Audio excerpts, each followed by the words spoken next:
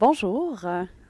Bon après-midi, irréductible de la littérature. Il fait splendidement beau dehors, donc je vous remercie doublement d'être avec nous cet après-midi pour cet entretien, dernier entretien dans le cadre de Québec en toutes lettres, 13e édition. Je m'appelle Vanessa Bell, j'aurai le plaisir d'accompagner les discussions que ces 4 auteurs-autrices auront ensemble dans la prochaine heure. Donc c'est comme ça qu'on fonctionne. 1 heure de discussion, puis 15 minutes de vos questions, de vos cris du cœur ou interrogations. Ce sera le moment de noter et puis on vous passe la parole. Avant de débuter, j'aimerais remercier BCF Avocat d'affaires qui est présentateur officiel partenaire donc de tous les grands entretiens et tables rondes et qui permet ces rencontres aujourd'hui et toutes les journées précédentes. Je vais me tourner vers vous pour vous dire aussi bonjour. Merci d'être là. Bonjour. Ça me fait vraiment plaisir. Je me permets de vous présenter. Donc, biographie oblige pour que vous sachiez un peu à qui vous avez affaire. Et après, on saura à qui on a réellement affaire parce que des fois, entre une biographie et une personne sur scène, on apprend des choses extraordinaires. Donc, je débute avec Marie-Lou Craft. Bonjour. Bonjour. Merci d'être là. Je suis vraiment excitée. On m'a dit que tu avais cassé la baraque hier au Cabaret Queer. Je confirme. On m'a dit un texte qui venait du ventre, le feu. Mon Dieu. Ah oui, c'est comme ça qu'on commence ta bio. Pression. Donc, Marie-Lou Craft est née à Montréal, où elle vit et crée. Par ta pratique, Marie-Lou, pratique artistique située à la confluence de la littérature et des arts vivants, de l'intime et du politique, tu crées des atmosphères hypnotiques qui donnent à ressentir. Donc, cela est confirmé. Tu performes tes textes poétiques autant sur scène qu'à la radio, en solo comme en collaboration avec d'autres artistes, des mots et des sons.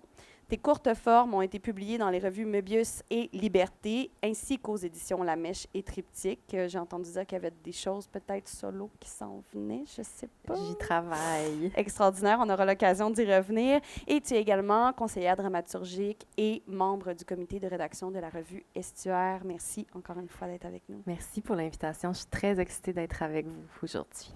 Merci. Samuel Larochelle, tu as aussi cassé ta propre baraque puisqu'hier, on était au Cabaret Queer, donc un spectacle que tu promènes un peu partout dans la province depuis quelques années. Depuis déjà. 2 ans à Montréal, première fois qu'on sort de la métropole, ici même à Québec. N'est-ce pas extraordinaire? Seul lit. Et donc, Samuel Larochelle, rien de moins, tu as comme objectif d'expérimenter tout le spectre de l'écriture. Quelle première phrase, quand même. Tu as publié 2 récits poétiques narratifs, 5 romans. Là, je ne sais pas si c'est à jour parce que j'ai lu 6 quelque part. C'est-tu vrai? 5 ou 6, tout dépendant de la D'accord. perspective. Tout dépendant du spectre. Oui. Donc, 5 romans, un album illustré et 3 œuvres biographiques en plus de ton travail de journaliste. Fondateur du cabaret Accent Queer, tu es également animateur du balado littéraire Comme un livre ouvert, chroniqueur à Ici Radio-Canada Première et tu développes plusieurs projets à l'écran. Encore merci d'être là, Samuel. Ça fait grand plaisir. Émilie Monet? Quoi? Quoi? Ça me fait vraiment plaisir. J'ai coupé dans ta bio, je m'excuse, mais mon Dieu, si vous ne connaissez pas son travail, vraiment, il faudra minimalement lire sa bio et ensuite lire son travail et le voir, le vivre. Donc, Émilie, au croisement entre le théâtre, la performance et les arts médiatiques, ta pratique privilégie les processus de création collaboratifs. Tes œuvres sont plus souvent présentées sous forme de théâtre interdisciplinaire ou d'installations immersives. Publié aux éditions Les Herbes Rouges, Okinum, est-ce que c'est la bonne? Parfait, merci. A été finaliste au prix du gouverneur général en 2021, puis présenté en tournée à l'échelle nationale et internationale dans ses versions francophones et anglophones. Au printemps 2022, entre autres ici à Québec, au Diamant, on a eu la chance de voir une des manifestations du cycle Marguerite Lapierre, donc dernier volet de ton projet Triade autour de la figure de Marguerite Duplessis. Tu es né d'une mère Anishinaabe et d'un père français. Tu as grandi entre l'Outaouais et la Bretagne, dans l'océan, donc. Oui. Je trouvais ça très beau. Je me suis dit, il y a quelque chose avec les outardes. En tout cas, on y reviendra. Il y aura quelque chose à broder. Merci beaucoup d'être avec nous. Ça fait plaisir. Ciao. Et Pascal Navarro, Bien sûr, Allô? dernière mais non la moindre. J'ai aussi tronqué cette biographie d'un parcours exceptionnel et remarquable, engagé envers les femmes. Pascal Navarro, donc journaliste, essayiste et conférencière, tu as commencé ta carrière en couvrant le milieu de la danse au Québec, au Voir. À ce moment-là, on reviendra bien sûr à cet amour de la danse. Tu as collaboré à de nombreuses émissions radio, Indicatif Présent, C'est bien meilleur le matin, Ouvert le samedi, Plus on est de fou, plus on lit, et à la télé, je pense à La ruée vers l'art, Bazo.tv. Tu publies dans la Presse Plus, la Gazette des femmes et interviens régulièrement dans les débats féministes. Tu as signé, et je trouvais ça important de le dire, de raviver les essais féministes à nos esprits. Donc, tu as signé ou co-signé les essais interdits aux femmes pour en finir avec la modestie féminine. Les femmes en politique changent-elles le monde? Ainsi que Femmes et pouvoir, les changements nécessaires, plaidoyer pour la parité. En 2020, tu as publié un premier récit autobiographique, La menthe et le cumin, et un second, tout juste, délicieux, vraiment.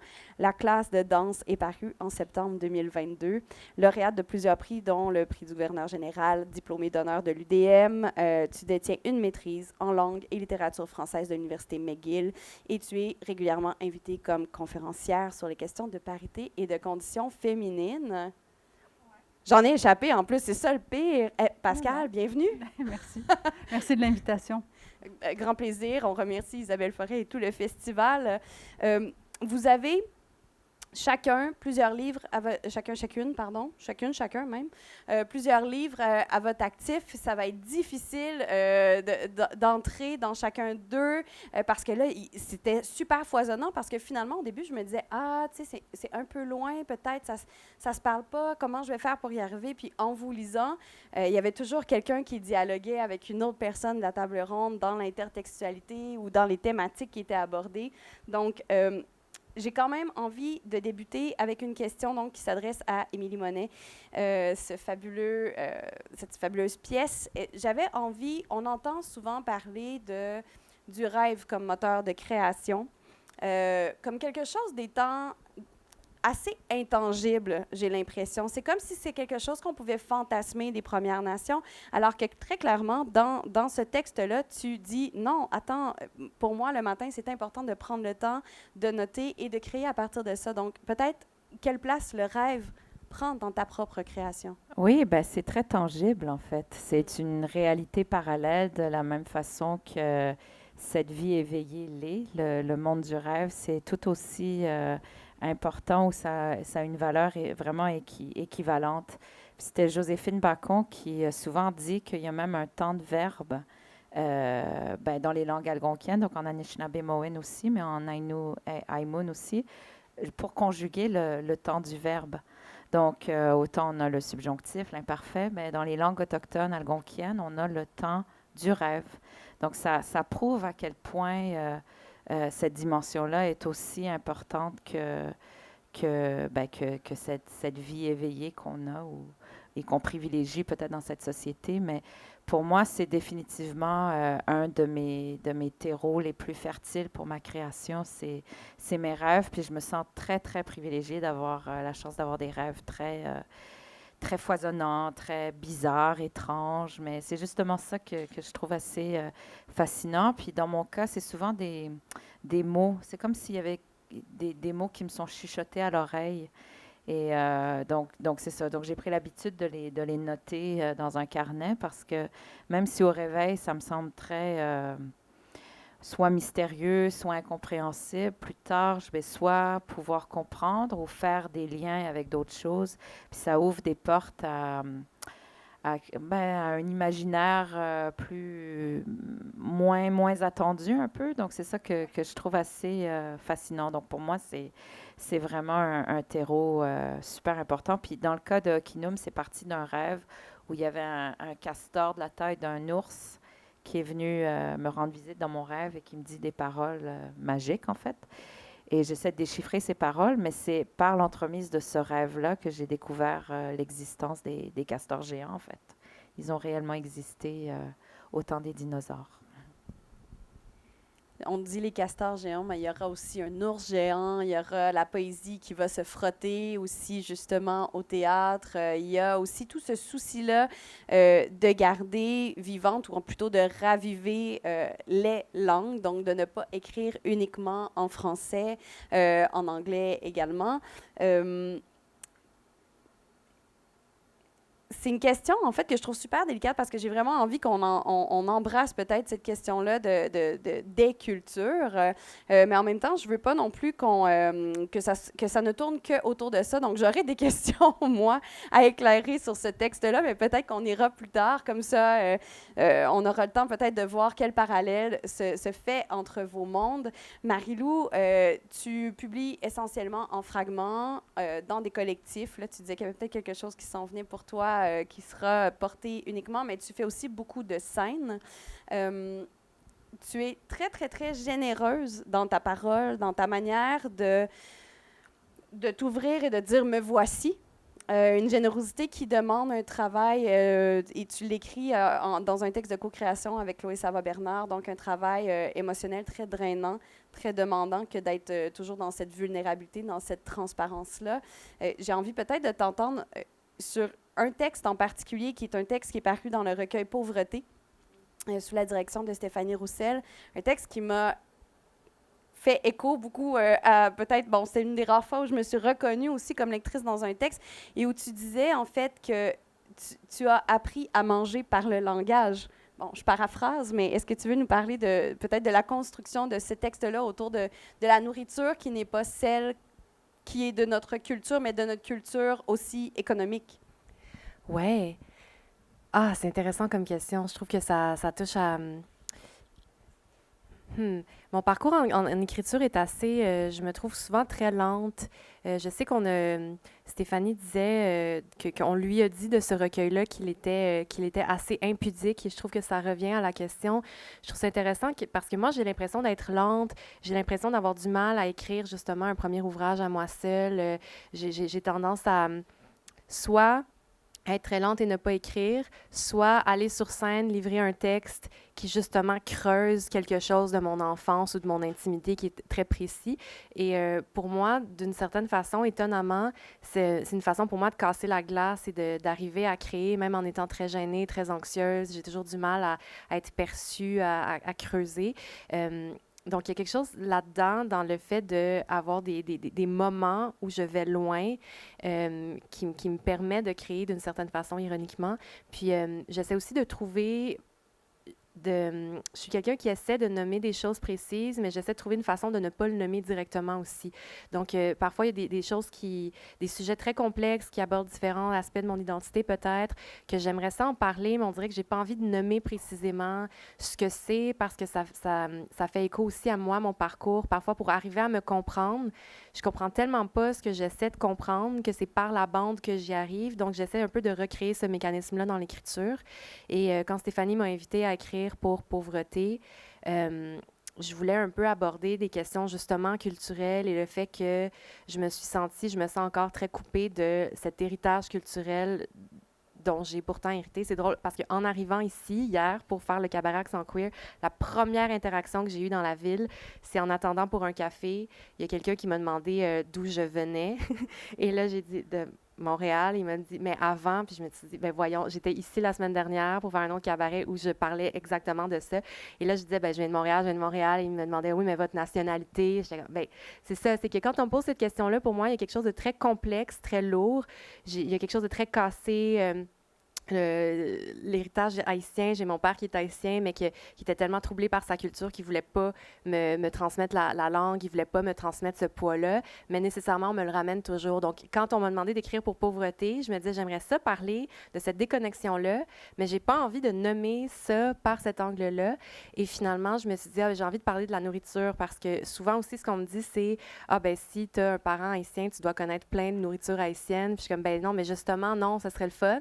Mais non, tu sais, puis pour moi, il y a quelque chose aussi dans là où j'ai grandi, où les gens ont souvent l'impression que j'ai un parcours de la classe moyenne ou que j'ai accès à plein de ressources, et non. Donc, j'ai vraiment écrit en abordant la nourriture Et finalement, j'espère qu'à la lecture ou quand je performe mes textes, quand les gens l'écoutent, ils vont un peu faire ce parcours interne-là pour voir les endroits où ils se sentent déconnectés d'un héritage ou quoi que ce soit, sans que ce soit nécessairement lié à la culture haïtienne. J'essaie de trouver quelque chose qui est peut-être universel où les gens vont se reconnaître, mais en étant dans le très, très, très intime à la fois. Donc, il y a quelque chose pour moi dans la création qui est très dans les paradoxes. Et à la fois, pour moi, c'est très impudique parce que ça creuse quelque chose, mais c'est aussi une façon de surexposer un endroit très précis de mon parcours pour ne pas parler d'autres choses dont j'ai pas envie de parler. Donc, ça répond à la question en répondant pas à la question, justement. J'adore quand les gens détournent les questions. Les questions sont faites pour être détournées. Et je me permets de glisser et de faire des ponts, peut-être justement avec Pascal, que je voyais hocher de la tête, qui se reconnaît, j'imagine, avec la menthe et le cumin, dans cette idée de nourriture et aussi d'exil ou de déplacement et d'héritage. Bien, exactement ce que dit Marie-Lou sur toujours le besoin de justifier. Bon, moi, c'est mon nom. À chaque fois, c'est toujours ça qui revient, même si ça fait depuis 50 ans que je suis ici. C'est quand même toujours à recommencer. Puis je pense que je vais mourir, je vais encore expliquer d'où vient mon nom, mais c'est pas grave. À un moment donné, il faut faire la paix avec ça, là. Mais c'est sûr que c'est tellement intéressant ce que tu dis sur la cuisine, sur la nourriture, parce que c'est quelque chose d'organique qui se passe de théorie. On est capable de pouvoir se connecter à quelque chose de nous, de nos racines. En même temps, ça raconte une histoire sans qu'on ait besoin de la raconter. Et je trouve ça fascinant comment tu mets ça en contexte. C'est tellement juste. C'est vrai que c'est libérateur d'une certaine façon. Donc, puis ça n'a aucun rapport avec la classe de danse, mais c'est pas grave. Non, mais il y a eu des livres avant quand même. Oui, c'est et ça. aussi, le deuxième parallèle sur lequel peut-être j'aimerais t'entendre, c'est cette idée-là où Marie-Lou parle d'impudeur au sens où, justement, je pense que c'était au micro de Marie-Louise Arsenault il y a quelques années où tu disais, pardon, Oui. on a convenu du tu Oui. avant d'entrer sur scène, où tu disais, justement, pendant longtemps, j'ai écrit au nom de ou pour ou par la voix des femmes, mais justement, avec ces deux essais, romans qui sont beaucoup plus personnels, qui, là, viennent vraiment ouvrir le lieu familial ou le lieu de l'enfance. Il y a quand même quelque chose dans l'action de se révéler. Et je me souviens avoir lu quelques entrevues où tu disais il y a quelques années là, par rapport à la menthe et le cumin que, bon, c'était pas certain si c'était confortable encore. Puis je me demandais justement, avec ce très, très, très tendre et magnifique livre qui est La classe de danse, où tu te situais maintenant par rapport à cette idée de dévoilement de soi en disant, pendant longtemps, ça a été des luttes et là, peut-être que les luttes migrent vers les territoires intimes qui ne sont pas incompatibles, bien sûr. C'est ça. Deux choses. Premièrement, avoir parlé avec les autres femmes ou pour, ou en tout cas toujours vis-à-vis des autres femmes, ça m'a donné de la force. Parce que c'est ça que ça donne, la solidarité, ça donne une place. Donc, j'ai acquis ça. Et deuxièmement, quand tu choisis, en fait, c'est plus de l'intimité, je dirais, c'est des morceaux d'intimité. En fait, tu dis quand même quelque chose d'universel. Et quand j'ai compris que l'intimité, c'est la même chose pour tout le monde, on a tous des rapports avec nous-mêmes, avec nos rêves, justement, qui nous nourrissent ou qui nous font peur. Mais donc, on est capable d'explorer un petit bout, mais sans se livrer. Parce que c'est un peu de ça que je parle dans la classe de danse, d'ailleurs, c'est comment te mettre en avant, mais tout en te protégeant, parce que il y a quelque chose que j'aime pas dans le fait de s'exposer. Par exemple, je suis très mal à l'aise d'avoir la lumière sur moi actuellement, qu'on me pose une question, mais là, tu as écrit un livre, Pascal, il faut que tu répondes aux questions. Mais tu sais, c'est tout ce rapport au public, finalement, à être public, que je trouve un peu particulier, mais ou contradictoire, mais en même temps, l'envie de partage est plus forte. Alors, à moi de me discipliner puis de me parler, finalement. Émilie, je glisse parce que là, je vois qu'il y a des choses dans tes yeux, je le sens dans ton corps. En fait, bon, moi, je fais du théâtre, donc souvent, j'ai à interpréter les mots des autres aussi, mais pour moi, l'écriture, je trouve que c'est vraiment c'est très intérieur, c'est moi qui connecte avec moi, avec ce qui veut jaillir. En fait, il y avait ça dans le titre, le jaillissement de ce qui sort de nous, de l'écriture. Mais c'est vraiment ça. Moi, je pense que j'ai une écriture beaucoup plus intuitive. Puis pour moi, c'est plus après la surprise que ça devient, c'est un objet, un livre. Et après, ça sort de nous, ça nous appartient plus, en fait. C'est les autres qui se l'approprient et qui en font quelque chose, qui voient des choses que moi-même, je n'avais pas vues. Donc, pour moi, c'est ça qui me fascine aussi, c'est que ça devient vraiment c'est même plus moi. C'est plus une extension de moi, c'est quelque chose qui est autonome. Oui. Et Samuel, bon, j'ai le plus récent de tes albums avec moi, mais j'aimerais peut-être justement te relier, mettre un fil rouge entre vous tous et toutes, avec J'ai échappé mon cœur dans ta bouche. Hein, je pense que tu l'avais vu venir. Oui. On a aussi l'aspect performatif, poésie et tout ça, mais il y a quelque chose de très, très impudique dans ce recueil. Il y a quelque chose de frondeur aussi. Il y a quelque chose qui tient presque du manifeste dans le je revendique dans mes amours ou dans mon intimité ou dans mes amitiés, donc dans les intimités possibles, ceci, cela, et vous ne serez pas ça si vous voulez entrer chez moi. Oui. À toi, c'est même pas une question. Mais en fait, quand j'ai écrit ça, j'avais envie d'écrire tout ce que personne ne dit jamais suffisamment pour encourager cette exposition de soi. Donc, autant dans ce qui peut me donner une image de ridicule, dans l'hyper-vulnérabilité, dans les trucs qu'on garde juste dans notre tête parce qu'on serait assurément jugé, j'ai eu envie de le raconter. Donc, il y a beaucoup de tonalités émotives, puis je parle autant de recherche amoureuse, de couple, de consentement, de sexe, de rapport à mon corps. Et ce qui est drôle, c'est que quand le livre est sorti, les journalistes me demandaient à quel point j'avais un vertige à l'idée de m'exposer. Mais j'étais tellement rendu loin dans l'aisance avec cette idée de montrer ce que j'ai en dedans que ça me faisait pas peur. Moi, ce qui m'intimidait, c'était d'essayer de la poésie pour la première fois de ma vie. Fait que, ironiquement, j'étais prêt à cette idée-là. Je pense que, peut-être que là, je vais trop loin, mais j'étais tellement damné à ne pas m'aimer que de faire le chemin pour apprécier qui je suis, maintenant, je suis prêt à le montrer. Je pense. Moi, je ferais un standing ovation là-dessus. Il y a quelque chose qui a été nommé, je ne sais plus si c'est Pascal ou Émilie, mais cette idée-là, en fait, le geste d'écriture est un geste d'auto-révélation à soi. Ça, je pense qu'on s'entend tous, toutes et tous là-dessus. C'est-à-dire que en écrivant, des fois, on fait de la dissociation. Des fois, on se relie en disant « Mais qui est cette personne qui a écrit cela à propos de moi? » Ou qui est cette personne qui a eu cet élan pour écrire ces mots-là? Et là, c'est une grosse question. Donc, vous pouvez dire « On passe tout le monde », puis on y reviendra plus tard. Mais j'avais envie de savoir, dans ces ouvrages qu'on vient de nommer ou dans le travail que vous faites présentement, qui est un travail donc très proche, très intime, qu'est-ce qui s'est révélé à vous, sur vous? Qu'est-ce que la littérature, parce qu'on on parlait de jaillissement, de jaillissement du contact avec les autres qui nous révèle à soi, mais aussi notre propre écriture le fait. Donc, qu'est-ce qui, pour vous, a émergé ou qu'est-ce qui est en train d'émerger présentement dans ce que vous écrivez? Bien, j'ai fait récemment des entrevues sur Le plus petit sauveur du monde, puis la journaliste du Devoir, Manon Dumais, m'a fait comprendre des choses et sur le livre et sur moi, parce que Tristan Malavoie, mon éditeur, me disait « Mais j'ai l'impression que tu as des enfants en très bas âge autour de toi pour écrire comme tu le fais dans la tête d'un personnage de 10 ans. » La réponse est non. Je lui avais dit, je fais juste me connecter facilement à mon enfant intérieur.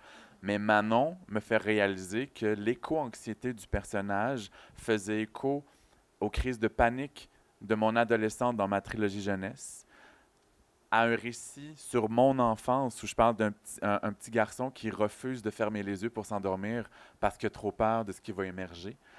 Et ça m'a fait comprendre à quel point il n'y avait pas ces mots-là dans le temps, mais je suis un petit anxieux depuis toujours. Donc, d'écrire ça, puis d'avoir le point de vue des autres sur mes œuvres et sur moi, ça m'a fait comme réaliser que c'est pas juste depuis quelques années, mais depuis toujours que j'ai ça en moi. Que c'est pour ça que je suis capable de mettre des mots précis sur ces émotions-là. Est-ce qu'il y a quelqu'un qui veut soit rebondir? Oui, il y avait...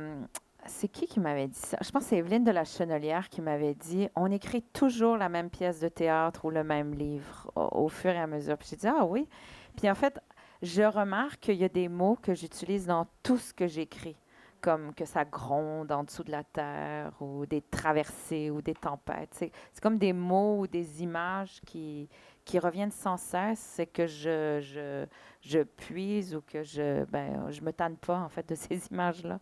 Donc, c'est ça. Elle me disait, on peut il y a une phrase qui revient dans tous nos livres. On écrit toujours la même affaire.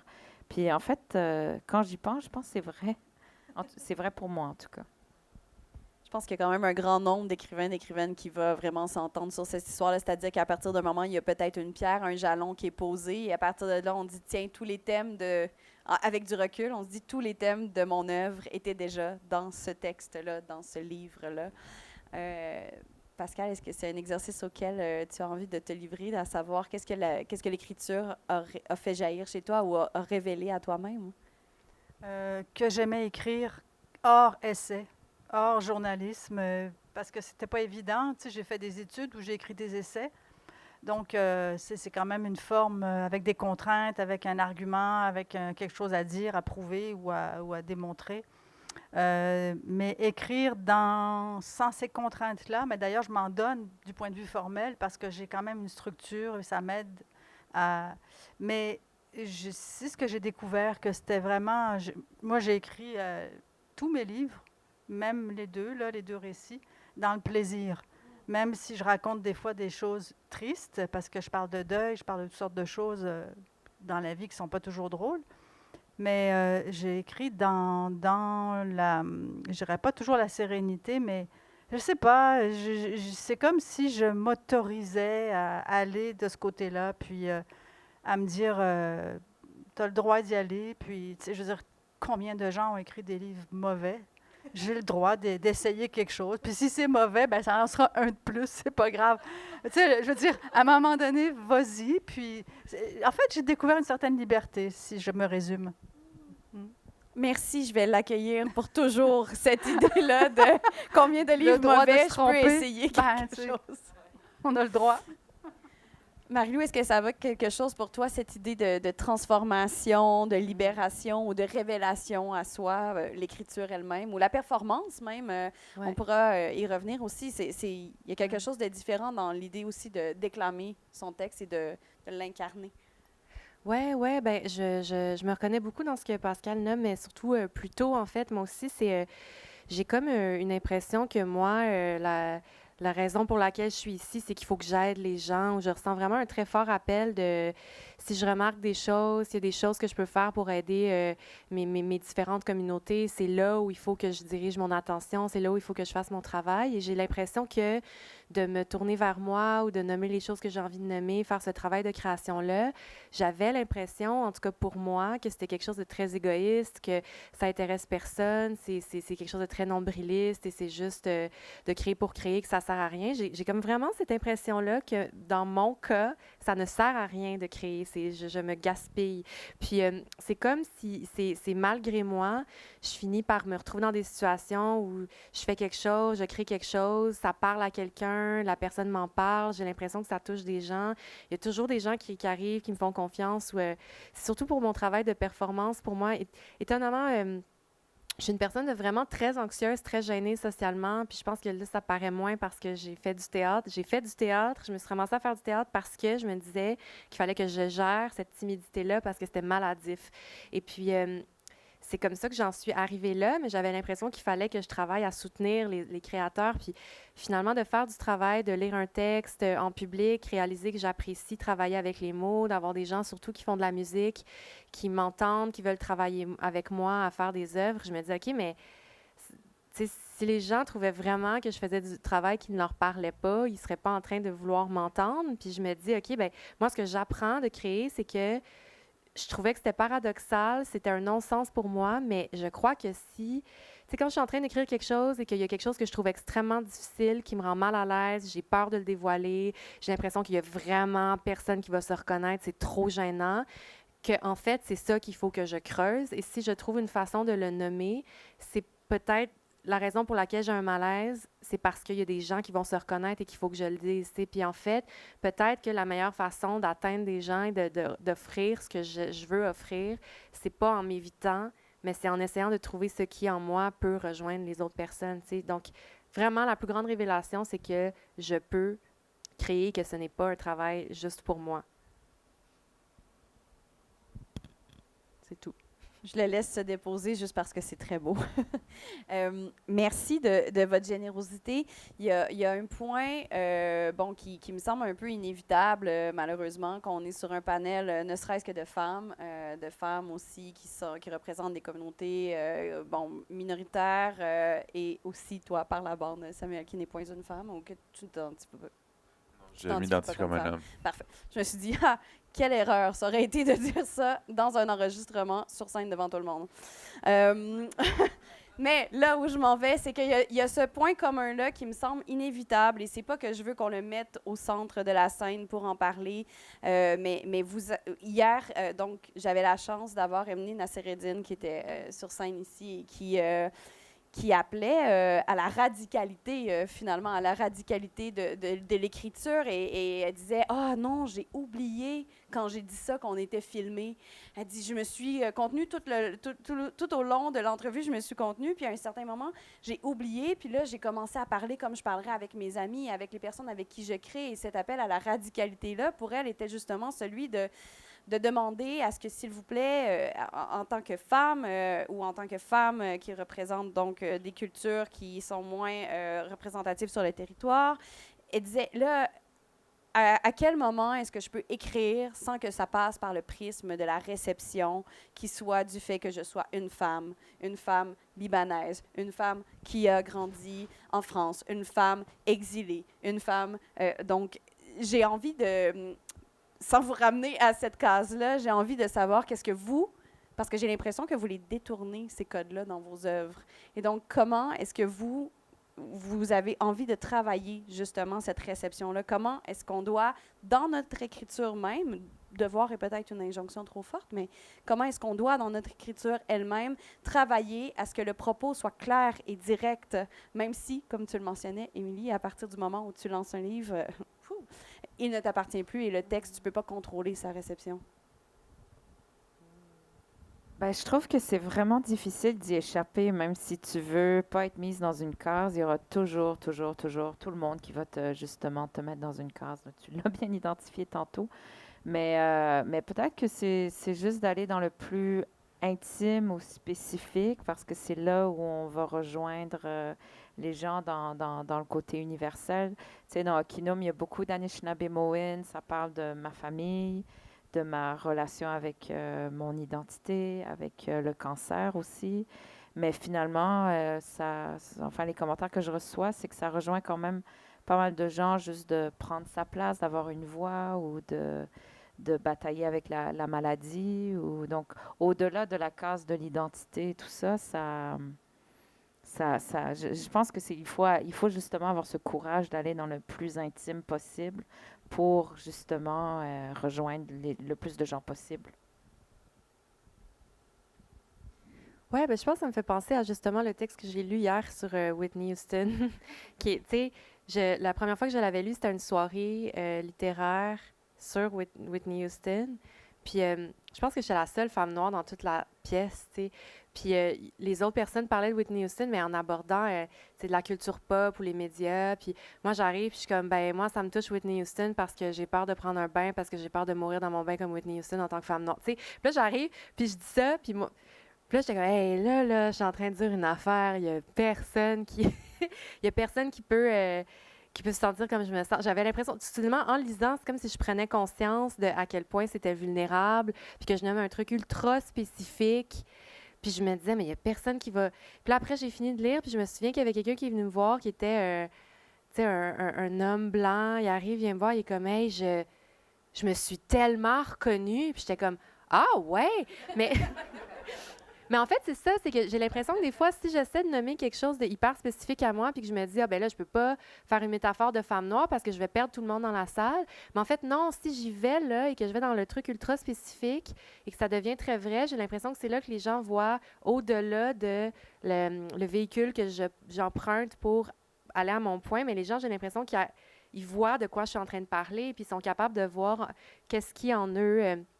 comment ça apparaît chez eux. Si c'est une espèce de mal-être ou l'impression que notre identité nous mène à devoir nous conformer à il y a des injonctions sociales et on n'y arrive pas, ben il y a bien du monde qui vit ça. Puis j'ai l'impression que c'est ça. Plus on va dans le très intime par rapport à nous, plus les gens sont capables de partir avec et d'en faire ce qu'ils veulent, comme tu le nommais vraiment bien, Émilie. Puis c'est par ces interactions-là avec les gens que on dirait que ça m'aide à me dire ouais, c'est ça. Plus j'évite le spécifique, moins je pense que je vais arriver à communiquer avec justement les gens que j'essaie de rejoindre en évitant le spécifique. Mais en fait, c'est parce qu'on mélange deux choses. Tu sais, sur le plan politique et social, la question de l'universel, elle est très délicate parce que ça n'existe pas, l'universel. On parle tous d'un point de vue. Mais dans la création, l'adjectif universel, c'est plus un nom commun. Là, on ne parle plus d'une doctrine politique, on parle d'un adjectif. On va retrouver quelque chose d'universel dans toutes les œuvres qui vont nous toucher. Et là, je suis d'accord avec ça. Tu sais, c'est un gros cliché, là, mais tout le monde peut s'identifier à Michel Tremblay. Mais tout le monde ne vient pas du plateau, n'est pas québécois, n'a pas connu sa vie. Alors, tu sais, c'est vraiment la base de la création, de l'imagination, de l'art, de la culture, que de pouvoir toucher. Mais quand on parle d'identité, quand on parle de questions d'universel, on est sur un registre politique. Et là, on a un problème parce qu'effectivement, l'universel, c'est une grande...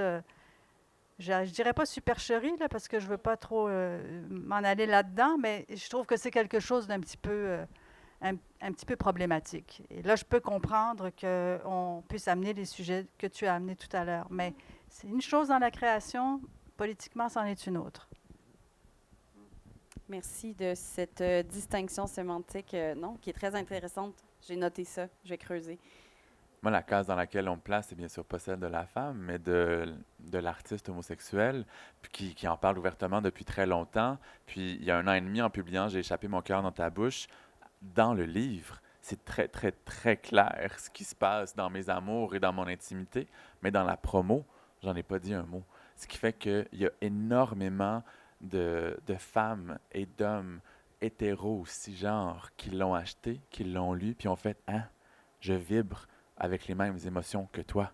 Et ça a l'air tellement évident de le dire, mais on a besoin de le répéter parce que les personnes queer, on est constamment en train de lire, de regarder des histoires hétéro-cisgenres, et l'inverse est en train de se faire. Mais j'ai l'impression que tout ce beau monde a besoin de se le faire dire pour venir voir, puis réaliser qu'ils peuvent triper et vibrer avec nous. Donc moi, j'aborde de front et j'évite en même temps. Mes 2 premiers romans, personnage principal homosexuel, mais les enjeux du roman n'étaient jamais reliés à sa queerness. Ensuite, on vient me chercher pour un collectif sur la culture du viol. Et je le sais que c'est plein de bonne volonté, mais on veut que j'ai l'angle culture du viol chez les hommes gays. Puis moi, je suis comme, je ne vais pas vous donner ce que vous voulez. Ça va être entre hommes, mais pas gays. Donc, j'ai parlé de culture du viol dans les initiations d'équipes sportives, donc à majorité d'hommes hétéro-cisgenres, et ça a fait effet, ça a fonctionné. Fait que je suis constamment en train je vais aller nommer les choses que d'autres nomment pas parce qu'ils n'ont pas cette plateforme, puis d'autres fois, je veux pas être restreint à la queerness, fait que j'essaie de naviguer là-dedans constamment. Mais quand je parle d'éco-anxiété d'un petit garçon, je fais quand même le choix que ses parents soient 2 mamans. Je parle pas de comment ils l'ont eu, c'est comment d'être un couple de femmes lesbiennes, mais ça reste un statement politique de faire que c'est 2 mamans, puis c'est comme ça, puis c'est tout. Fait que je suis dans l'entre-deux. C'est une belle manière de détourner, puis je l'ai évoqué tout à l'heure, mais moi, en tout cas, j'avais vraiment l'impression, parce que dans l'énoncé de la table ronde, il y avait justement cette question de la norme sociale et comment elle nous définit et comment ça devient une contrainte de création ou pas, en fait, ou comment ça nous contraint vraiment. Puis j'avais l'impression que vous en parliez chacun de votre manière, Pascal, avec l'espèce de grâce attendue de la danse. J'aimerais ça qu'on mette en lumière un petit peu ce récit-là parce qu'on a présenté un peu les histoires, mais peut-être un peu moins la classe de danse. Bon, ça pourrait sembler évident que c'est une classe de danse, mais encore pas. En fait, c'est-à-dire que c'est le squelette du récit, c'est une vraie classe de danse. Donc, à partir du début, du premier exercice jusqu'au dernier. Et là, c'est sûr que quand j'ai fait ça, je me suis un peu lancée pas dans le vide, mais je savais que ça avait un petit côté expérimental. Tu sais, qui c'est qui va me suivre à chaque fois que je décortique chaque exercice, avec le temps, avec c'est un 3-4, c'est un 4-4, avec la musique, tout ça. Tu es dans la littérature, tu es dans les mots. Fait que je me suis un peu lancée, mais en même temps, c'est ce que j'avais envie de faire. Et comme Samuel le dit, je n'ai pas besoin de donner d'explications. C'était ce qui m'appelait. Et puis, en fait, la structure a donné cette liberté. Souvent, c'est comme ça, les contraintes sont aussi des façons de trouver notre liberté. C'est spécial, mais en même temps, c'est la vie, hein, on dirait. Mais donc, j'avais vraiment envie de mener ce défi. Je me le suis donné, j'avais envie d'aller au bout et aussi de ne pas me retenir dans les explications. Et comment dire? C'est sûr que là, je parlais de l'intérieur, je raconte comment ça se passait, les exercices de danse et tout ça, comment une adolescente se sentait aussi. Et là, j'ai eu aucun problème à me connecter à l'adolescente. Ce n'était pas du tout un enjeu. Je me rappelais très bien de comment elle est encore là. Donc, c'était une parfaite adéquation pour moi dans l'écriture. Je ne parle pas de la réception et de la lecture, mais pour écrire, ça n'a pas du tout été un problème. Et c'est ça, c'était de démontrer aussi comment de l'intérieur, rien n'est aussi beau. Tu sais, j'ai fait coexister le merveilleux que je ressentais comme jeune fille avec le côté noir de l'adolescence, ou tu sais, tout ce qui est obscur et qui vient nous hanter, cette destruction, cette haine de soi-même aussi, ou comment on ne s'aime pas quand on est jeune. En même temps, la grande était là pour dire vraiment, tu n'aurais pas dû. Là. Tu sais, je me protégeais, c'est comme si j'étais l'adulte qui protégeait l'enfant en écrivant. En tout cas, c'est un peu complexe ce que j'explique. Mais tout ça pour dire que je lui ai donné cette liberté de montrer les deux côtés. Parce que c'est ce que je voulais faire aussi, un peu démystifier la chose. Et c'est d'avoir de la bienveillance pour soi, en fait. Je ne crois pas que c'est si incompréhensible au sens où on le sent. Puis je pense qu'on le vit aussi nous-mêmes en vieillissant, en regardant des photos d'il y a 10 ans, par exemple. Puis tu te dis, oh mon Dieu. Puis je considérais qu'à ce moment-là, j'étais épouvantable à regarder ou j'avais toutes ces capacités physiques-là que j'ai plus maintenant. Ne serait-ce que d'avoir un bon hangover, qui n'existe plus. Mais c'est quand même des capacités qui disparaissent avec le temps. Je me permets de... de te citer, et je veux le dire là parce que c'est important pour moi, c'est un devoir pour moi de toujours lire tous les livres, et je n'ai pas terminé le livre de Pascal, et je lui disais avant d'entrer sur scène parce que c'est tellement important pour moi, c'est un livre qui demande, pour moi en tout cas, de la lenteur, et tu le disais, avec chaque exercice dans ta classe, il y a donc une pièce musicale qui est proposée, et plutôt que de l'écouter en lisant, j'ai pris un moment, j'ai vécu la pièce. Après ça, j'ai laissé flotter, j'ai lu un chapitre. Donc, évidemment, j'avance pas très vite, mais je ne veux pas que ce livre se termine. Donc, il y a beaucoup de tendresse, comme tu l'évoquais. Et sur la question, donc... de la norme sociale, très vite dans le livre, tu écris « Il faut beaucoup de temps pour se débarrasser du miroir, compagnon impitoyable. Nous entrons en lui pour nous cacher. Notre sortilège nous condamne à ne vouloir laisser paraître qu'un corps parfait, travaillé par les régimes, l'exercice, l'ascétisme. » Et pour moi, il y avait quelque chose, d'une évidence, oui, d'une vie de femme, mais pas que, mais avec quelque chose que je trouvais très intéressant en regard aux luttes que tu as menées et aux positions qu'on te connaît dans la vie publique. Et je me suis demandé ce que ça t'a coûté d'écrire ça. Mais comme je te disais, c'est le travail que j'ai fait avec d'autres, tout ce que je fais depuis longtemps qui m'a donné cette force. Donc, pour moi, ce que je raconte là, je ne connais pas une fille qui n'a pas vécu ça. Donc, et même des hommes aussi. J'ai moins souvent parlé avec eux de ce sujet-là, mais tu sais, le miroir, c'est plein de choses. Le miroir, c'est nous-mêmes qui nous regardons, c'est les normes sociales, c'est les contraintes, c'est le conformisme, c'est toutes les attentes qu'on a envers nous. Donc, tu sais, ça peut vouloir dire beaucoup de choses. Mais en fait, non, ça n'a pas été difficile d'écrire ça. Encore une fois, ça s'est fait plutôt dans la joie. Ça me fait vraiment plaisir pour toi. c'est bien qu'on n'est pas là à se déchirer les entrailles sur scène. Émilie, tu écris cette phrase qui m'a beaucoup marquée dans Okinum, qui est très, très simple, très claire. Il y a de la versification aussi dans ce texte-là, où tu écris « Quand est-ce qu'on cesse d'être Anishinaabe? » Il n'y a pas de question plus claire, mais est-ce que toi, tu avais envie d'ouvrir? Parce que je me suis dit, ça, c'est comme une lumière déposée au sol, puis j'ai l'impression que tu t'es dit, vous la voyez. Ben, c'est un questionnement que je me pose moi-même. Tu sais, c'est ma mère qui est Anishinaabe, mon père est français. Puis à chaque génération, il y a des coupures qui sont... ben, depuis, ça part de mon arrière-arrière-grand-mère qui s'appelait Mani, et puis qui, à son époque, c'est à l'époque de la loi sur les Indiens qui a été créée. Donc, mes ancêtres ont dû se mettre sur réserve, n'avaient plus le droit de quitter la réserve. Puis ça a été le début vraiment d'une acculturation dans ma famille, puis dans beaucoup de familles autochtones. Donc, je me suis intéressée à comment, avec chaque génération de femmes dans ma famille, on nous a retiré quelque chose, tu sais, que ce soit les cérémonies interdites, les pensionnats, les femmes autochtones qui perdaient leur statut. Donc, quand on nous enlève notre connexion au territoire, à nos ancêtres, à nos cérémonies, à notre langue, à notre famille, à notre mode de vie en forêt, ben oui, ça s'arrête où, cette identité-là? Est-ce qu'on continue d'être qui on est? Enfin, tu l'as nommé toi aussi, je veux dire, ça fait partie de ton bagage. Est-ce que génétique et culturel, mais à quel moment où est-ce qu'on se situe à travers tout ça? Puis je pense qu'il y a beaucoup de gens qui se reconnaissent dans ces questions-là, même des Québécois blancs, francophones ici aussi, je suis sûre. Et j'avais l'impression qu'il y avait, puis là, je peux très bien me tromper, je sais quelque chose, mais j'avais l'impression dans l'œuvre que tu mets en place, qui est une œuvre qui est polyphonique, mais qui est aussi une œuvre, donc Marie-Lou et toi avez travaillé ensemble. Sur Marguerite. Oui, exactement, sur Marguerite. Puis j'ai envie qu'on arrive peut-être là où vous pourrez avoir un échange aussi. Moi, j'ai vu bien sûr Marguerite Le Feu, la pièce de théâtre. Et c'est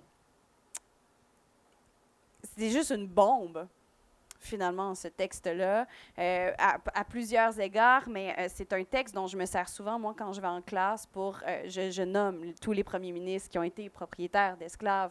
Puis je dis, c'est étrange, comme si encore les mêmes familles politiciennes qui, finalement, dominent l'arène politique.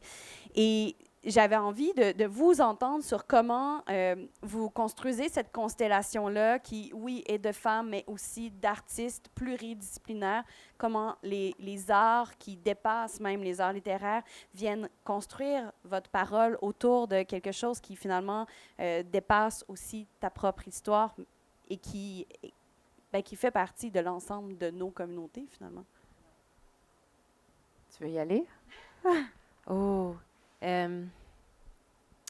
Ouais, je sais pas. Il y a peut-être un truc pour moi où je commence à... vous me direz si je réponds ou non à la question. Je suis incapable d'aborder les choses frontalement, mais justement, il y a quelque chose pour moi où je commence à assumer le fait que pour moi, c'est peut-être pas une erreur, mais une démarche d'être toujours un peu sinueuse et à côté. Parce que j'ai passé énormément de temps dans ma vie à me dire, mais voyons, je suis donc bien tout croche. C'est comme... j'ai étudié en théâtre, alors que pour moi, mon rôle en théâtre, ça a toujours été plutôt un rôle de soutien. J'avais pas l'impression que c'était nécessairement mon mode de création, mais pourtant, j'étais très interpellée par le théâtre.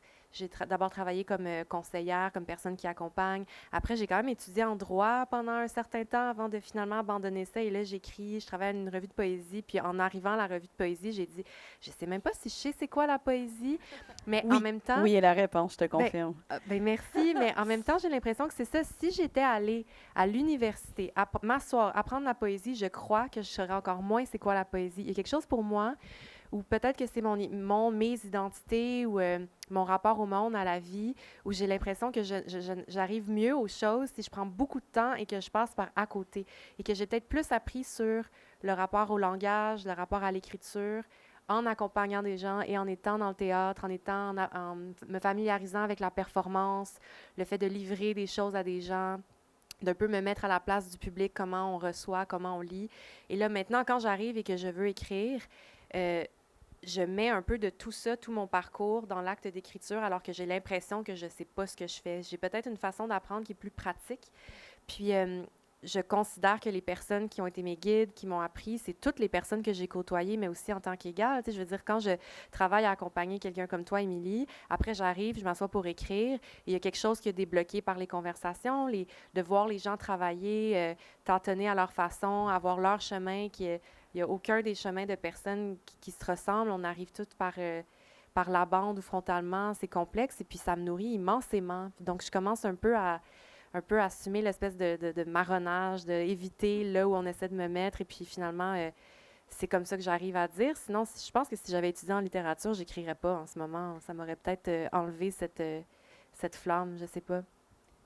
Donc, par la performance, par l'empathie aussi, c'est un mot qui est revenu beaucoup dans les tables rondes de manière générale. Émilie, pour toi, je sais qu'il y a aussi des collaborations avec la danse. Donc là, on revient aussi dans les amours de l'extrême gauche de la scène. Il y a la danse qui te permet de manifester autrement que par la parole écrite. Est-ce que tu peux ouvrir un peu sur ce que te permet la danse pour toi? Oui, ben bon, la danse, mais c'est la pratique sonore aussi. Je suis toujours en train d'enregistrer des sons. Pour moi, ça passe d'abord, avant tout, je pense, par l'auditif, le son. Puis c'est peut-être pour ça que, tu sais, je me reconnais dans Marie-Lou un peu dans cette volonté de ne pas être mise dans une case ou de faire son propre chemin, parce que moi aussi, je suis une autodidacte, là. Je veux dire, si j'avais pas écrit Okinum, parce que je voulais faire un spectacle de théâtre, j'aurais pas découvert que j'aime écrire autant ou ben c'est ça, tu sais, je me dis même pas autrice, là. Pour moi, j'ai un peu, tu sais, j'ai pas étudié là-dedans ou quoi que ce soit, mais j'ai beaucoup de plaisir à écrire, beaucoup, beaucoup. Donc là-dessus, je te rejoins beaucoup parce que ouais, je pense que c'est ça, c'est un cadeau qu'on se fait à soi-même pour révéler qu'est-ce qu'on a à l'intérieur d'enfoui, puis de le faire sortir. Puis mon écriture est souvent une écriture assez automatique. Et après, bon, c'est forcément pas tout bon, mais il va toujours y avoir une idée ou une phrase qui m'allume. Puis à partir de là, je vais continuer à creuser ça. Puis bon, pour Marguerite, le feu, donc il y a une scène où en fait, finalement, c'est juste une récitation du dictionnaire des propriétaires d'esclaves en Nouvelle-France que Marcel Trudel a écrit. Et je me suis rendu compte qu'en fait, tous les premiers ministres du Québec, leurs ancêtres avaient été propriétaires d'esclaves. Donc, je cherchais à faire des parallèles entre l'histoire de Marguerite Duplessis, qui est une femme autochtone au 18e siècle, qui a intenté un procès pour faire valoir sa liberté. Elle était mise en esclavage. Et c'est la première personne autochtone à l'avoir fait, la première personne mise en esclavage à l'avoir fait. Donc, pour moi, c'est une héroïne là, du Québec qui mérite qu'on parle d'elle. Et ça a été comme la première scène qui m'est venue. C'est juste une récitation, en fait, de ces noms de famille.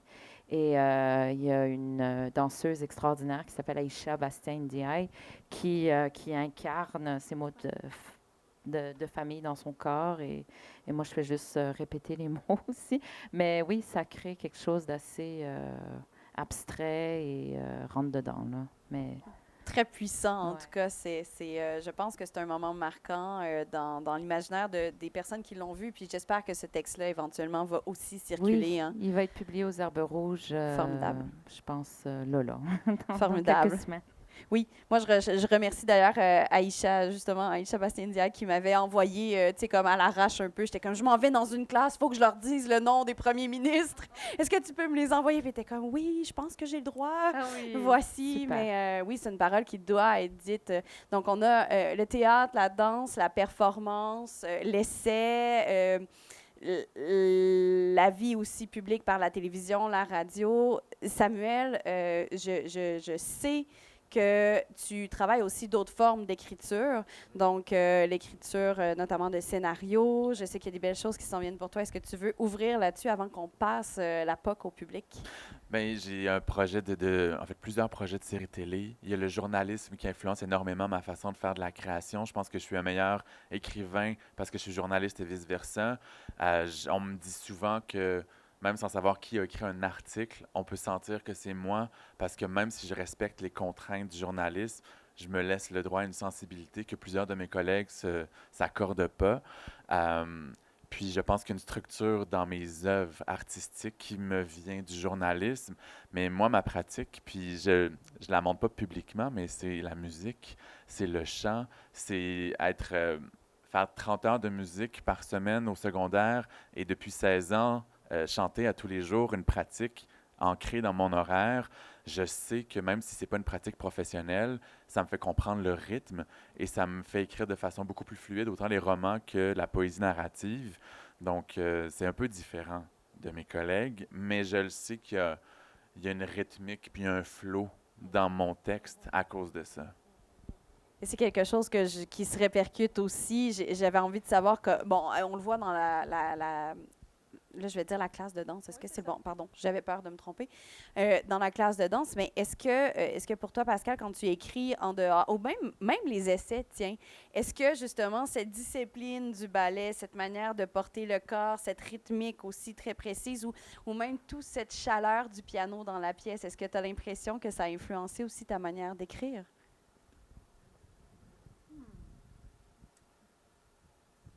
En fait, la musique, je ne sais pas si c'est pareil pour toi, Samuel, mais la musique, ça a quelque chose de spirituel pour moi.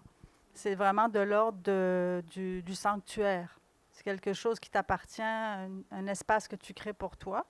Donc, ça permet, je dirais, pour écrire des essais, je pense pas.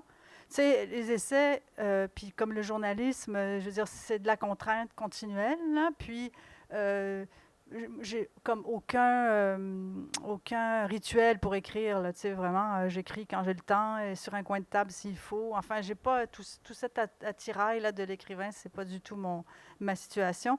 Donc, la musique n'a pas de rôle. Mais dans ma vie, la musique a une place. Et dans la danse, ben, c'est là que j'ai découvert cette place. En fait, c'est là que je lui ai donné de la place. J'ai toujours gardé cet espace privé, pas privé, c'est pas le mot, mais cet espace sacré, je dirais, un peu sacré, où je vais me ressourcer. Je te donne un exemple. Hier, j'ai appris le décès d'une amie que vous connaissez tous, Laurie Saint-Martin, et ça a été pour moi un choc total, là, parce que j'ai l'impression que je vais me réveiller d'un cauchemar. Mais c'est dans la musique que je me suis réfugiée. J'ai eu besoin d'un moment à moi et puis il y a quelque chose qui soigne dans la musique, qui fait du bien, qui ressource. Il y a cette idée du sacré, de ce qui soigne dans chacun de vos textes. Ils seront à découvrir, ces textes-là. Ils sont disponibles juste à la sortie de cette pièce. Donc, il y a une libraire de la librairie Pantoute qui est là pour faire le pont entre vous et les autrices et auteurs qui seront généreusement encore ici pour au moins une bonne quinzaine de minutes, puisque la lumière nous le commande. Alors, il y a une personne de l'équipe juste derrière de Québec en toutes lettres qui est là avec un micro. On vous demande de parler bien dans le micro parce que tout est enregistré également.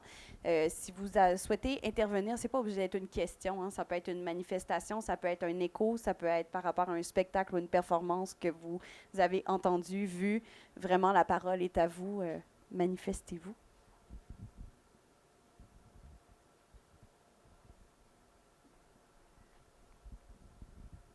J'ai beaucoup servi de démarreur depuis 2 jours.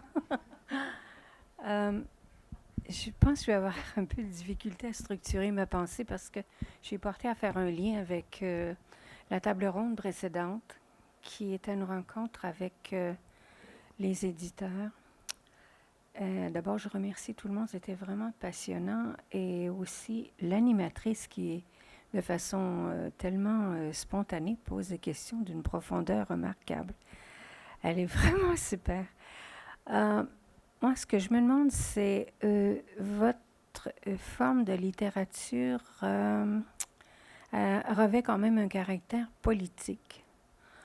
Et est-ce que ça complique un peu la relation, justement, avec vos éditeurs? Est-ce qu'il y a plus de réticence? Ça demande une ouverture spéciale parce que on ne pense pas uniquement à la diffusion, mais on pense aussi à rejoindre peut-être certaines catégories de clientèle pour... il y a une opération, j'oserais même dire peut-être un genre de mission de sensibilisation, vu cet aspect politique. Alors, est-ce que ça complique la tâche de vos éditeurs? Je vais attraper la balle au bon. En Merci. parlant du premier et du dernier livre, en 2013, À cause des garçons, c'est l'un des premiers romans avec personnage queer central dans une maison d'édition généraliste et non pas nichée. Fait que c'était un risque que les éditions Druide ont pris. Et dans la table ronde précédente, Anne-Marie Villeneuve qui était présente, c'est elle qui m'a ouvert la porte, qui a été ma première éditrice. Et ça a très bien vendu pour plein de raisons, mais c'était un risque quand même. Et ça aurait pu vendre sûrement plus si c'était une histoire d'hétéro. J'ai vu plein de gens accrochés par la page couverture, par le résumé que je leur faisais en salon du livre, et quand ils comprenaient que c'était un homosexuel, ils faisaient comme « Ah! » et ils déposaient le livre et ils s'en allaient. Et le dernier, les deux mamans femmes, donc les deux mamans du petit Florent, chez XYZ, jamais on a hésité à mettre ça de l'avant. C'était embrassé. Le livre va être publié, traduit en anglais et aussi publié en France. C'est des territoires où ça va être accepté. Mais on sait qu'on se ferme probablement des territoires comme la Chine et plein d'autres territoires qui n'accepteraient pas de mettre de l'avant deux femmes, mamans, mais jamais XYZ a fermé la porte à ce choix-là. Même si c'est secondaire dans l'histoire, on y tenait. Donc, c'est pas tant la poésie que le type de personnage, Émilie. Dans mon cas, pas du tout. Je pense que c'est pour ça qu'ils sont venus me chercher, là, les Herbes rouges. Puis, tu sais, une super nouvelle là, avec Marguerite Le Feu qui va être publiée, là. C'est que j'ai été approchée par de la Chenelière, les éditions de la Chenelière qui font tous les manuels scolaires au cégep et à l'école secondaire. Et il y a un cours au cégep qui s'appelait l'histoire de l'Occident, qui va devenir l'histoire du monde. Donc, ils changent le curriculum. Et après avoir vu la pièce, ils ont décidé de faire toute une page sur Marguerite Duplessis. Ça veut dire que tous les étudiants au cégep en sciences humaines vont obligatoirement apprendre l'histoire de Marguerite Duplessis. Donc, tu sais, je me dis, ah, wow, OK, tu sais, on peut avoir un impact comme ça. Puis après, je pense que tout est politique dans la vie, tu sais, la façon dont je me déplace, qu'est-ce que je vais manger, ce qu'on porte, tout est politique. Donc après, je pense qu'il ne faut pas avoir peur tu sais, je veux dire, le politique fait partie de tout dans la vie. Et je trouve ça très beau, en fait, parce qu'il y avait aussi dans l'énoncé de cette rencontre cette idée-là de comment, par la littérature, on peut faire en sorte que nos valeurs soient plus en concomitance avec le monde. Et là, c'est vraiment très concret. Ça me met vraiment en joie. J'en perds ma phrase, j'en perds mon phrasé. Mais je trouve ça formidable parce que souvent, la réponse, particulièrement en poésie, il va y avoir un camp qui va dire un peu, bon, comme tu pensais, et je dis pas que c'est le cas de ta poésie, mais il y a un camp qui va dire, ça ne sert à rien, mais ça fait du bien. Et bon, après, ça sert déjà à quelque chose, finalement, si ça fait du bien. Et d'autres disent, la poésie vont changer le monde, mais là, tu nous dis, mais le théâtre et la poésie réunis ensemble, sous ta plume, va changer les citoyens et les citoyennes de demain. Bien, c'est un petit grain de sable qu'on contribue, mais ouais, c'est super, je trouve. Est-ce que d'autres voulaient rebondir sur est-ce que la poésie complique un peu votre relation à l'éditeur, à l'éditrice? Ben moi, oui, j'ai pas le choix de répondre parce qu'en même temps, je suis la seule personne ici. Moi, j'ai pas d'ouvrage à mon nom individuel. J'ai publié dans des collectifs seulement jusqu'à maintenant. Puis j'ai quand même énormément de mal à compléter un ouvrage à mon nom individuel. Je suis vraiment terrorisée parce que quand même, j'ai une très longue expérience de vie où la réception de ma parole est souvent très intense et négative. Puis bien sûr que ça me bloque même dans l'écriture et j'ai beaucoup de mal à même compléter un manuscrit qui parle de mes réalités en sachant que dès que je parle de mon quotidien, de ma personne, c'est perçu comme étant justement très politique et très contestataire.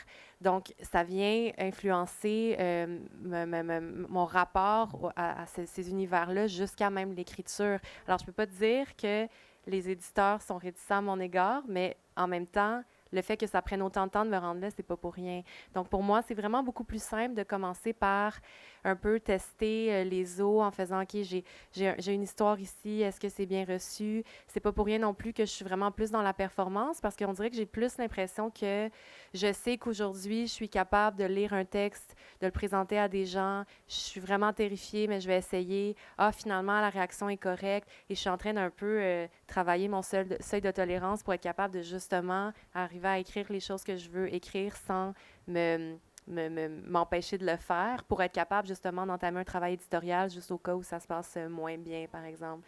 Mais oui, merci de faire le travail, de mettre de l'avant les choses que j'ai écrites. Ouais, l'écriture par, ça se dit-tu, la galvanisation? Tu sais, quand être galvanisé après une performance, c'est quelque chose de vraiment, Ouais. tu sais, qui justement rentre en soi quand on le laisse entrer puis qu'on l'accepte. J'espère que Ouais. c'est ce que tu vas vivre dans le futur, si tu le souhaites, dans une relation éditoriale. Mais Vraiment. oui, mais c'est ça. Mais je prends peut-être vraiment plus de soin. Je pense que si je savais que j'avais une création qui est un peu plus en concordance avec ce qui est généralement mis de l'avant, peut-être que ce serait plus facile pour moi, ça me prendrait moins de temps, mais peut-être que le travail pour moi doit vraiment se faire en amont, d'être vraiment dans le soin pour être sûr d'être capable de soutenir peu importe ce qui se passe. Parce que ça m'est arrivé aussi là, de vouloir publier un texte dans un recueil, par exemple, et finalement changer d'idée parce que j'ai l'impression que je ne suis pas convaincue que ça sera accompagné comme je le souhaite. Donc, je prends vraiment mon temps. Et c'est tout à ton honneur de ne pas nécessairement se dépêcher.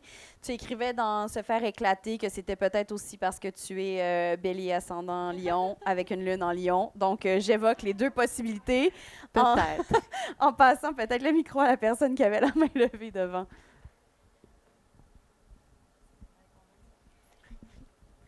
Merci de ce partage. J'aimerais savoir, est-ce qu'il y a un lien entre la crédibilité quand on veut offrir un partage à un éditeur et le fait de se sentir obligé de tout dire sur nous? Est-ce qu'on respecte des limites de la vie privée tout en étant crédible? Est-ce que les éditeurs respectent certains? Tantôt, vous avez dit, si on sait que je suis homosexuel, on dépose le livre. Est-ce que ça pourrait arriver que certains auteurs diraient, non, je ne le dis pas, juste au cas? Est-ce qu'on respecte... Est-ce qu'on est obligé de se déshabiller, en fait, pour être crédible face à un éditeur? En fait, c'est ça ma question. De tout dire sur soi. En fait, vous êtes obligé de rien. C'est vous qui décidez. Si vous avez envie de dire plus, de dire moins, de vous présenter d'une certaine façon ou de l'autre, l'éditeur n'a rien, l'éditrice n'a rien à dire là-dedans. C'est à votre goût. En fait, il y a une grande liberté. Il s'agit juste de faire des choix. Personne ne peut vous obliger à dire quoi que ce soit ou à dévoiler des choses que vous n'avez pas envie de dévoiler. Mais si on est trop queer, on peut faire peur à des éditeurs. C'est ça la réalité. J'imagine. Ouais. Puis moi, je me dis avec mes éditeurs, je joue franc-jeu totalement. Mais quand je vais en atelier ou en conférence dans les écoles, je veux déjà que les jeunes écoutent mon propos, peu importe ce qu'il est. Et quand ils me posent des questions, des fois, il y a des questions sur ma vie privée. Et on va me demander si je suis homosexuel, souvent pour essayer de me coincer. Puis moi, je me dis, la meilleure réplique que je peux avoir, c'est mon calme, pour montrer à tout le monde dans la classe que j'assume et que je suis bien et serein là-dedans. Cela dit, puis je suis pas fier, puis en même temps, je comprends pourquoi je le fais. Parfois, dans la vie, je mets du vernis à ongles. Quand je vais en conférence dans les écoles secondaires, je l'enlève. Parce que je sais qu'il y a des jeunes qui vont sticker là-dessus pendant 20 minutes et ne plus m'écouter. Puis je me dis, c'est quoi le message principal aujourd'hui? Fait que j'ai choisi que c'est ma création ou ma conférence. Puis ça m'énerve de ne pas être rendu à une étape de la société où les deux peuvent coexister puis que les jeunes ne réagissent pas. Ils sont très, très, très ouverts d'esprit, là.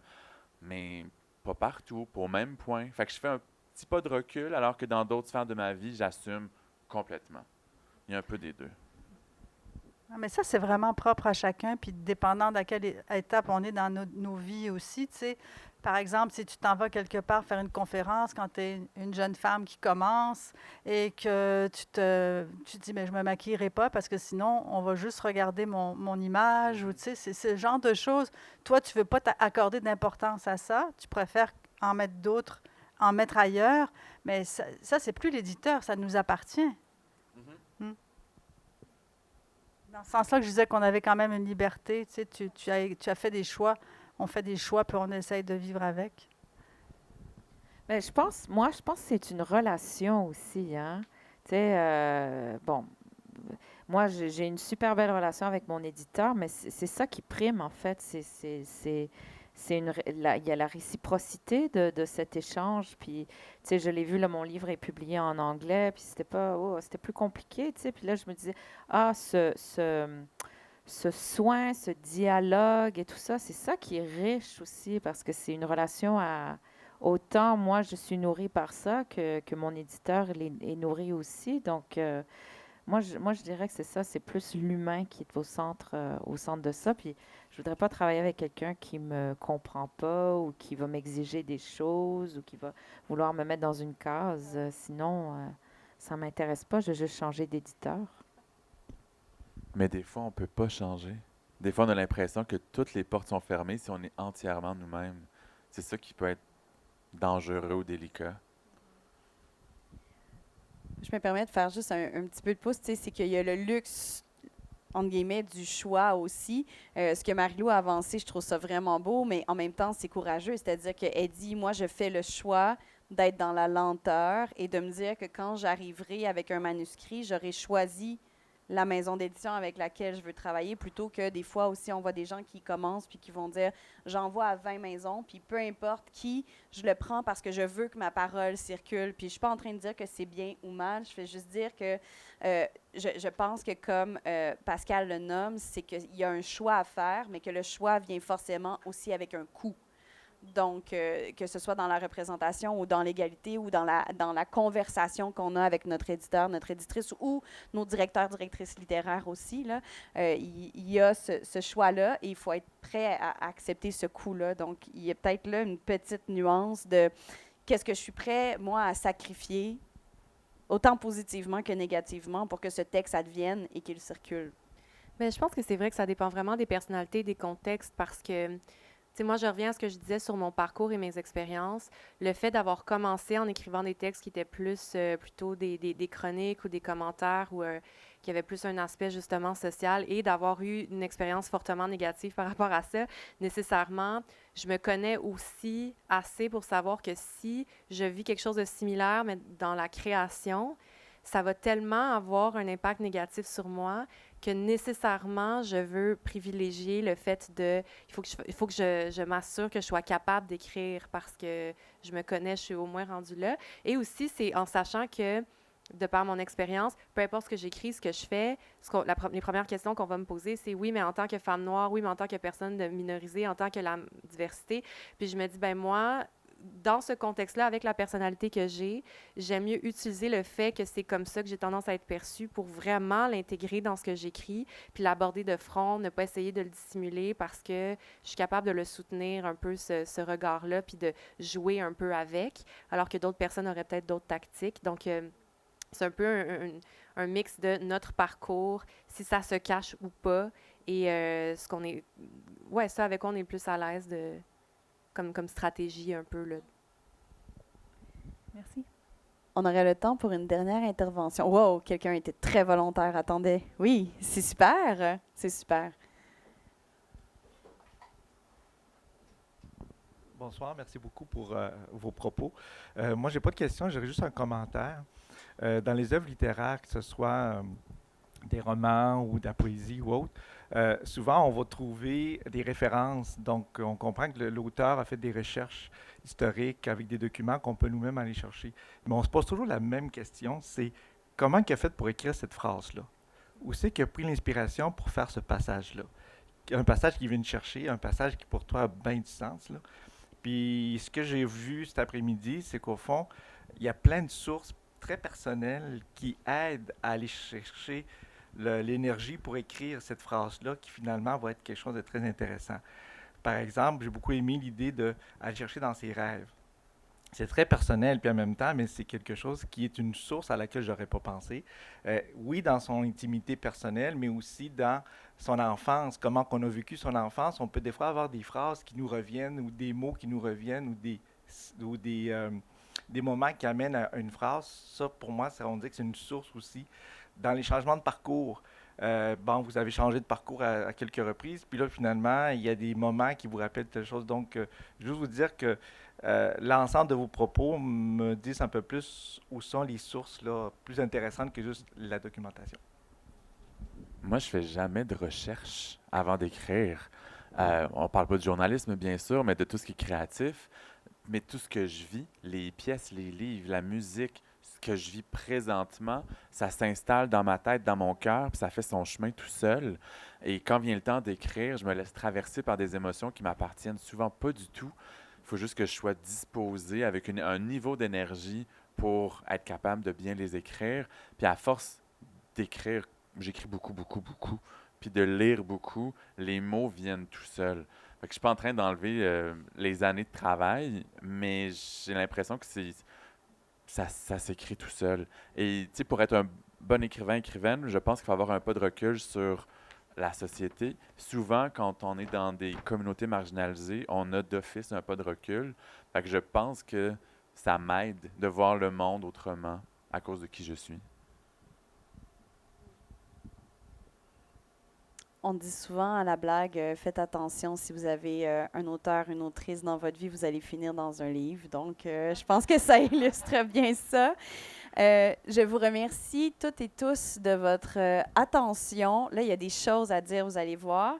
Je vais d'abord remercier une dernière fois BCF Avocats d'affaires, partenaire présentateur de ces rencontres qui a permis en fait d'accueillir plusieurs personnes pour réfléchir ensemble et vivre la littérature ensemble. Bien sûr, je remercie Pascal Navarro pour ce livre que je terminerai avec grâce à la classe de danse qui se trouve de l'autre côté. Je remercie également donc Émilie Monet pour sa présence lumineuse et ce texte très fort. Jamais je n'aurais cru vivre avec un castor géant. C'est le pouvoir de la littérature.